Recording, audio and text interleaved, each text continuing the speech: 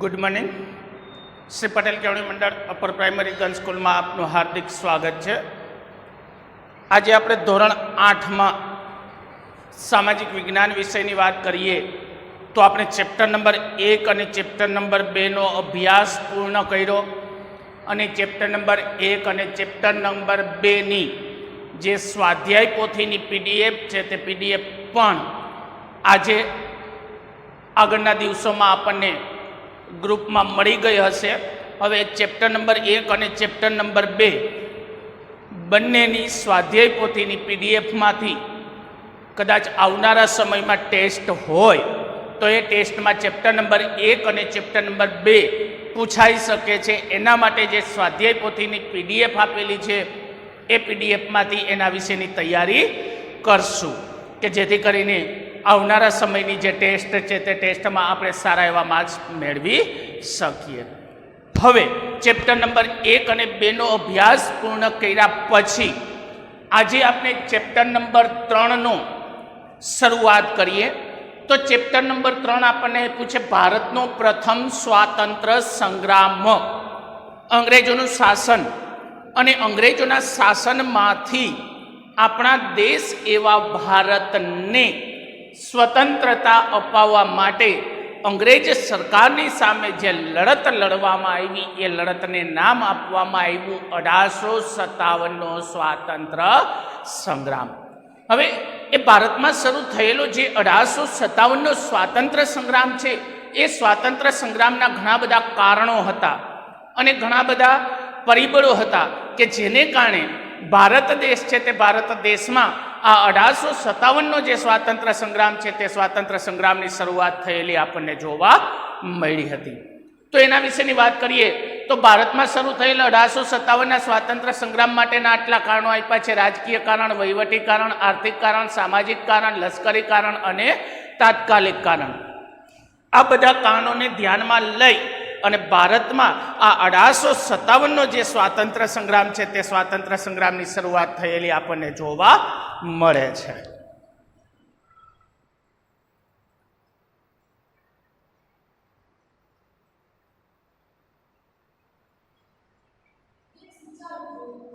ई पछी लेक्चर पूरो करीने आवुं पछी जोईए भारतनो स्वातंत्र्य संग्राम।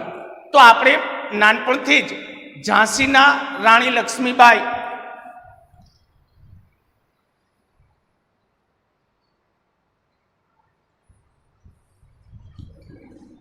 आपणे नानपणथी ज झांसीनी राणी लक्ष्मीबाई, मंगल पांडे, तात्या टोपे, नाना साहेब पेशवा वगैरेथी परिचित छीए। नानपणथी एटले के घणा बधा आ स्वातंत्र्य संग्राम अने ए स्वातंत्र्य संग्रामनी साथे जोड़ायेला देश नेताओनी बात करिए तो एमां झांसी राज्य ने झांसी राज्यना राणी लक्ष्मीबाई छे, मंगल पांडे छे, तात्या टोपे छे अने नाना साहेब पेशवा आ बधा नेताओ छे ते बधा नेताओए भारत देशने अंग्रेजोना शासनमांथी स्वतंत्रता अपाववा माटे आ स्वातंत्र्य संग्राम छे ते स्वातंत्र्य संग्राममां भाग लीधो हतो। नानपणथी आपणा आदर्श रह्या छे कारण के आ महान महानवोए स्वातंत्र्य संग्राम तरीके ओळखाता 1857 ना स्वातंत्र्य संग्राम में अंग्रेजों विरुद्ध एक मोटो પડકાર उभो कर्यो हतो। शेनी चावी कोने जोई? मारी पासे न होय तमारी चावी कोनी एम एकला रसिक भाई मारी पासे छे ज नहीं, तमारी चावी मारी पासे न होय।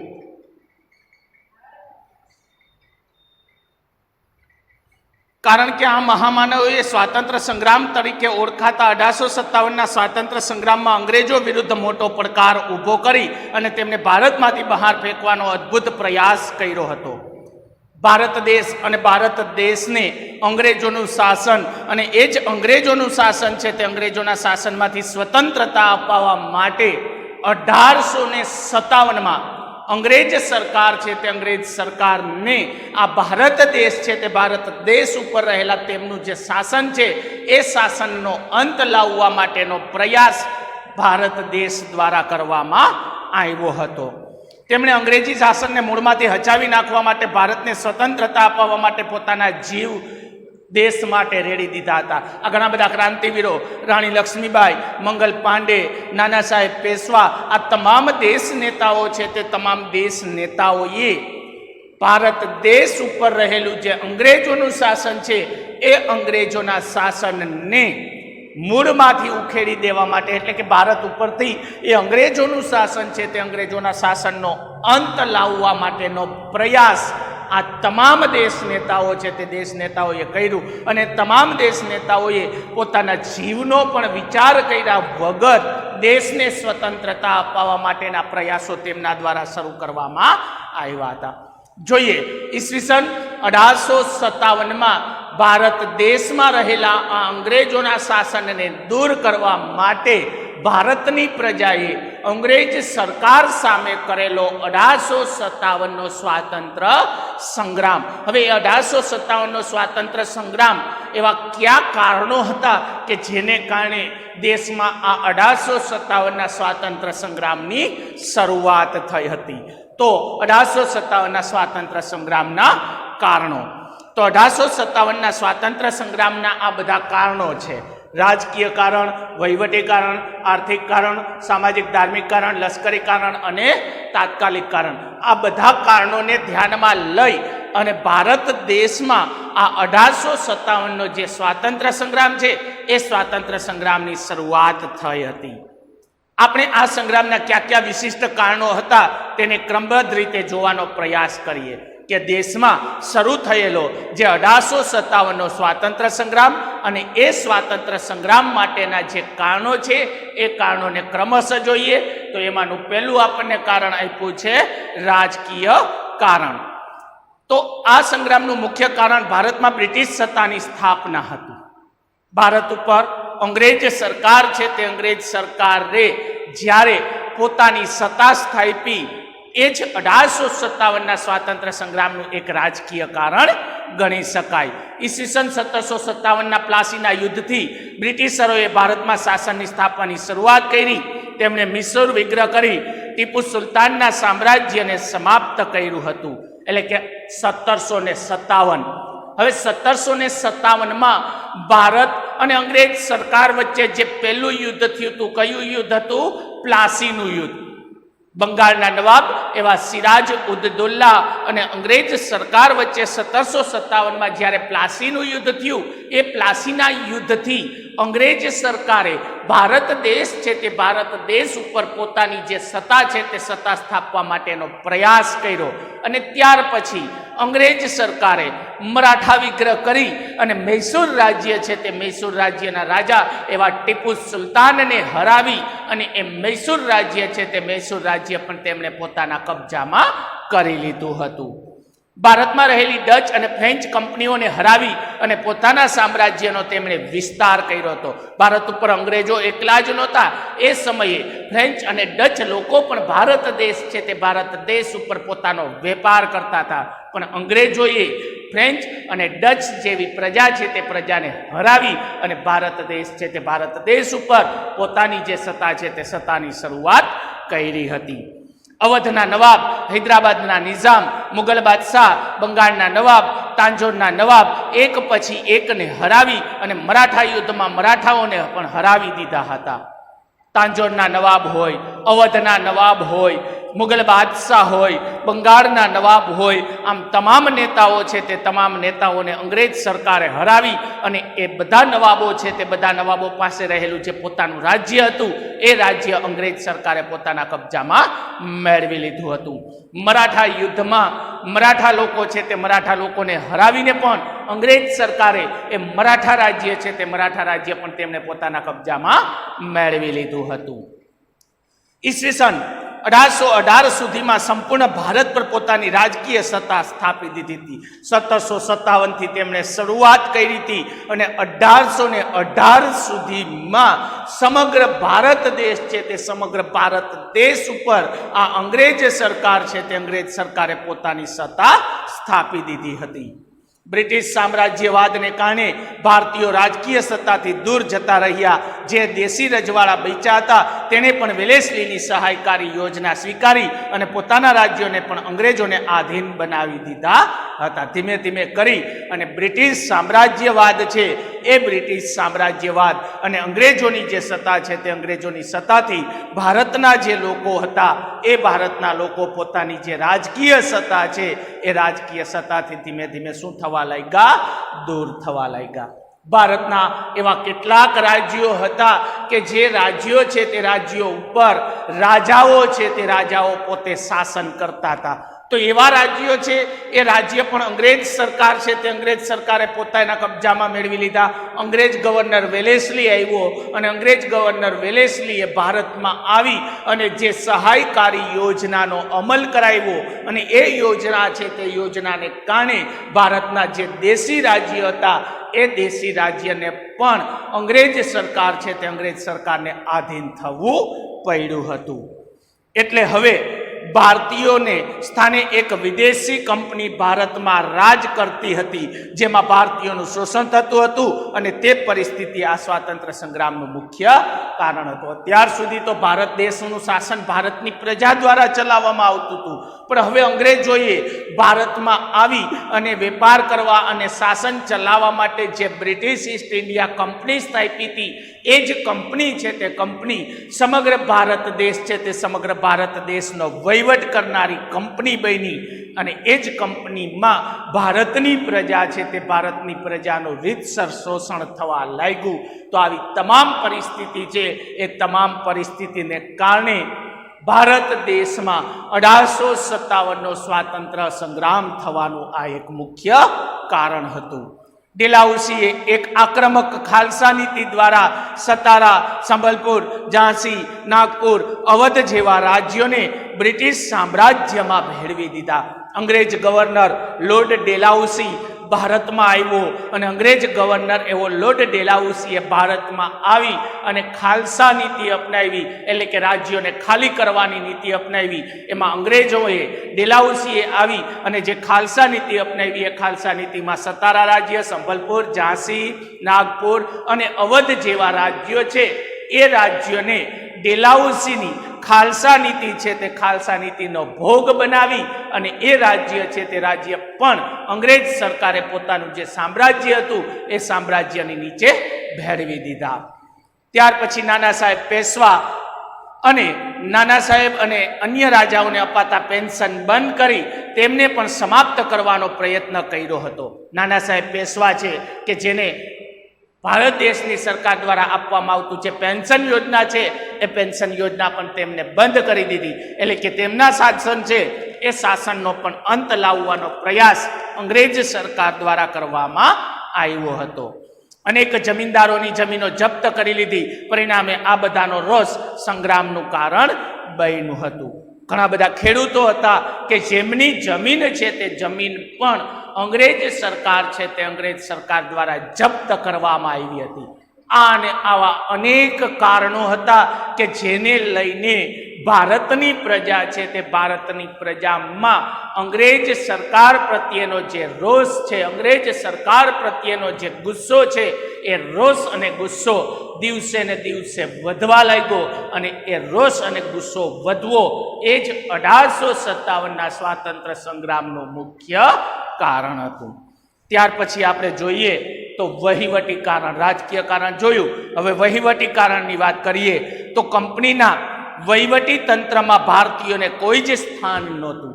દેશ ભારત, અત્યાર સુધી ભારત દેશની સરકાર ભારતનું શાસન ચલાવતી હતી. હવે ભારત ઉપર અંગ્રેજોનું શાસન આવ્યું, સમગ્ર ભારત દેશનો વહીવટ અંગ્રેજોના હાથમાં આવી ગયો. પણ છતાં અંગ્રેજ સરકાર છે તે અંગ્રેજ સરકાર જે વહીવટ ચલાવતી હતી એ વહીવટમાં ભારત દેશના કોઈ પણ વ્યક્તિ છે તે વ્યક્તિને સ્થાન આપવામાં આવ્યું ન હતું. ઉચ્ચ સ્થાનો પર માત્ર અંગ્રેજ અધિકારીઓની જ નિમણૂક થતી હતી. વળી અંગ્રેજોની વહીવટી વ્યવસ્થા લોકો માટે પીડાદાયક હતી. અંગ્રેજો ભારતનો વહીવટ કરતા, વહીવટમાં ભારતના એક પણ લોકોને સ્થાન ન આપવામાં આવતું. અંગ્રેજો ભારત દેશ ઉપર પોતાની જે નોકરીઓ હતી એ નોકરીઓ ઉપરના જે ઊંચા હોદ્દાઓ હતા, ઊંચા પદ હતા, એ પદ અંગ્રેજો માટે રાખતા. ભારતના કોઈ પણ વ્યક્તિને એ પદ ઉપર રાખવામાં આવતો ન હતો. તો અંગ્રેજોની આવી વહીવટી વ્યવસ્થા છે, તે વહીવટી વ્યવસ્થા ભારત દેશની પ્રજા છે એ ભારત દેશની પ્રજા માટે પીડાદાયક હતી, એટલે કે દુઃખદાયક હતી. તેમણે સામાન્ય અને ગરીબ વર્ગ પર ભારે કરવેરો નાખતા ખેડૂતો પાસેથી કડક રીતે મહેસૂલની ઉઘરાણી કરવામાં આવતી. ભારતમાં ઘણા બધા લોકો એવા હતા કે જે ગરીબ વર્ગના હતા. એ તમામ ગરીબ વર્ગના લોકો છે એ લોકો પાસેથી પણ અંગ્રેજ સરકાર છે તે અંગ્રેજ સરકાર દ્વારા ઘણો ઊંચો કરવેરો ઉઘરાવવામાં આવતો હતો. તો બીજી બાજુ ભારતના જે ખેડૂતો હતા એ ખેડૂતોની પાસેથી જે મહેસૂલ ઉઘરાવવામાં આવતું હતું એ મહેસૂલ પણ અંગ્રેજ સરકાર દ્વારા એટલું બધું વધારી દેવામાં આવ્યું હતું. ન્યાયતંત્ર અત્યંત ખર્ચાળ હતું અને પોલીસ તંત્ર નિષ્ક્રિય હતું. ભારતના કોઈ વ્યક્તિને અદાલતમાં જઈ અને ન્યાય મેળવવો હોય તો ન્યાયતંત્ર એટલું બધું ખર્ચાળ હતું, એટલો બધો પૈસાનો ખર્ચ કરવો પડે તો એ ખર્ચ છે તે ખર્ચ ભારતના કોઈ વ્યક્તિને પરવડી શકે એમ હતો નહીં. અને તમે પોલીસમાં ફરિયાદ કરો તો પોલીસ તંત્ર પણ અંગ્રેજોનું હતું, એટલે એ પોલીસ તંત્ર છે તે પોલીસ તંત્ર પણ તમારી કોઈ પણ પ્રકારની ફરિયાદ છે તે ફરિયાદને સાંભળવા માટે તૈયાર હતું નહીં. વળી ભારતીય કર્મચારી અને અંગ્રેજ કર્મચારીના પગારમાં પણ ઘણો મોટો તફાવત હતો. કદાચ ભારતનો કોઈ કર્મચારી અંગ્રેજ સરકાર છે તે અંગ્રેજ સરકારની નોકરીમાં કામ કરતો હોય, બેયનું કામ સરખું હોય, એ અંગ્રેજોનો કર્મચારી હોય કે ભારતનો કર્મચારી હોય, બંને કર્મચારી છે તે કર્મચારીને કામ સરખું કરવાનું અને પગાર છે તે પગારમાં અંગ્રેજ સરકારનો તફાવત. અંગ્રેજના કર્મચારીને મહિને 150 રૂપિયા મળતા હોય તો ભારતનો કર્મચારી છે તે ભારતના કર્મચારીને મહિને 50 રૂપિયા જેવું મહેનતાણું આપવામાં આવતું. આમ બંનેનો જે પગાર છે એ પગારમાં પણ અંગ્રેજ સરકાર છે તે અંગ્રેજ સરકાર દ્વારા મોટો તફાવત રાખવામાં આવતો હતો. આ બધી બાબતોએ ઈસવીસન 1857ના સ્વાતંત્ર્ય સંગ્રામને ઈંધણ પૂરું પાડ્યું હતું. એટલે કે આવીને આવી એક પછી એક નવી પરિસ્થિતિ છે તે નવી પરિસ્થિતિ ઊભી થવા લાગી અને આ તમામ પરિસ્થિતિ છે એ તમામ પરિસ્થિતિએ ભારતમાં શરૂ થયેલા 1857ના સ્વાતંત્ર્ય સંગ્રામને પ્રોત્સાહન પૂરું પાડ્યું હતું. હવે ત્રીજું કારણ આપણે જોઈએ, આર્થિક કારણ. ભારતમાં આવેલા બ્રિટિશરોએ ભારતનું ભયંકર આર્થિક શોષણ કર્યું હતું. ભારત દેશ અને ભારત દેશ ઉપર આવેલી આ બ્રિટિશ સરકાર એટલે કે અંગ્રેજોની સરકાર છે એ અંગ્રેજોની સરકારે ભારતમાં આવી અને ભારતની પ્રજાનું કાયદેસર રીતે આર્થિક એટલે કે પૈસા ટકાની દ્રષ્ટિએ શોષણ કર્યું હતું. તેમણે ભારતના વિદેશી વેપારનો નાશ કર્યો. તે ભારતને કાચા માલનું સંસ્થાન અને પાકા માલનું બજાર બનાવવા માંગતા હતા. અત્યાર સુધી ભારત દેશ પોતાના દેશમાં તૈયાર થતી ચીજ વસ્તુઓ વિદેશોમાં મોકલતો હતો, કારણ કે ભારત ઉપર ભારતનું શાસન હતું. એટલે ભારતની પ્રજા પોતાની જે જોઈતી વસ્તુ છે તે વસ્તુ પોતાના દેશમાં રાખતો હતો, બાકીની જે વધારાની વસ્તુ છે તે વધારાની વસ્તુ વિદેશમાં મોકલતો હતો. હવે બન્યું એવું કે અંગ્રેજોનું શાસન આવ્યું એટલે વિદેશમાં ભારતની જે ચીજ વસ્તુ જાતી એના ઉપર અંગ્રેજ સરકારે પ્રતિબંધ મૂકી દીધો.